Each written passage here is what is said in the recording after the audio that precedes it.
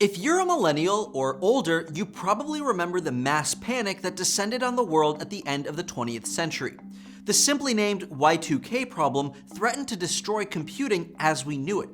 Newscasters predicted that banks would collapse, hospitals would fail, planes would fall out of the sky, and anything connected to a computer, and really anything powered by electricity, was expected to stop working, unless immediate actions were taken to prevent the dreaded millennium bug.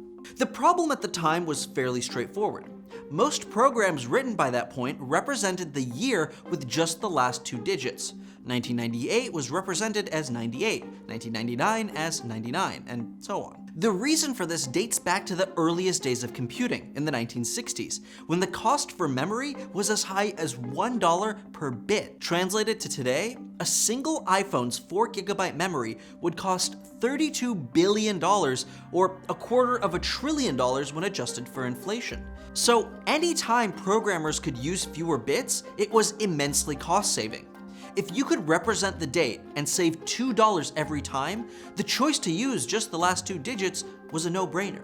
But fast forward 40 years, and now it's New Year's Eve in 1999, and your alarm clock, microwave, train timetable, and life support machine are all about to think that the next day is January 1st, 1900. And this was expected to cause widespread crashes, ranging from inconvenient to totally devastating. If a plane takes off on autopilot in 1999, how does it know to land in the year 2000 if its onboard computer says 1900? At the time, it was kind of a ridiculous way to look at computer processing. But when facing a global worst-case scenario, people were pretty freaked out that planes would just start to fall out of the sky. As a result of the panic, a huge effort to patch and update computer systems was enacted.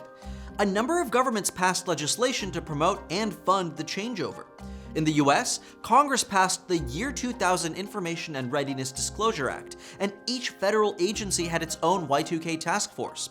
By the time the clock struck midnight in the year 2000, it was estimated that between $100 billion and $300 billion were spent mitigating the problem. So, what happened? Well, from the view of popular culture, nothing. In the 2 decades since, Y2K is regarded as a joke, an overblown hysteria with nothing to show for the money spent and the panic it caused. That may be what you believe after the collective sigh of relief on January 1st, 2000. But you and pop culture historians are wrong. First of all, the view that nothing went wrong as a result of Y2K is incorrect. One very sad result was that the UK's National Health Service made a significant miscalculation in a test that notified expectant mothers of their child's risk for Down syndrome. The Y2K bug caused the test to calculate the mother's age incorrectly, so tests performed between January and May of 2000 led to 154 false results.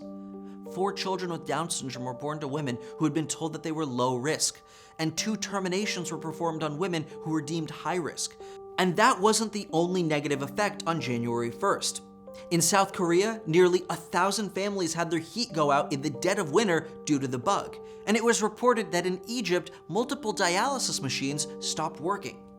But the long-term impact of Y2K wasn't just a few failures. More importantly, it was the many successes. Y2K was arguably the first ever mass audit of a global computing network that had been running for decades. In the process of patching the date bug, programmers discovered countless other bugs as they combed through the code, serving as a backbone for the internal and external network that we all use today. The redundancies put into place were not only necessary, but turned out to be literally life-saving. For example, the robustness of New York City's telecommunications and transit in the aftermath of the September 11th attacks has been attributed to the amount of work put into avoiding the Y2K bug.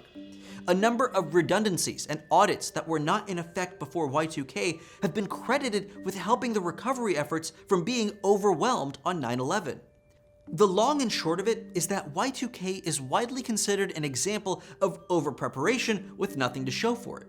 But like many efforts to avoid disaster, the best case scenario is that nobody feels the effects at all. Sure, it was unlikely that planes would literally fall out of the sky, But had nothing been done at all, it's not unlikely that major computer systems would have failed. The few failures that did occur were easy to deal with because everything else was working. But if those failures occurred everywhere and all at once, the reaction could have been exponentially worse and much, much harder to fix. The lasting moral of Y2K shouldn't be of an overblown panic, but of a successful and necessary global effort to avoid a known problem. The lessons we learned are applicable even today, but with the mocking view of the Millennium Problem, we may not be motivated enough to act on them anymore.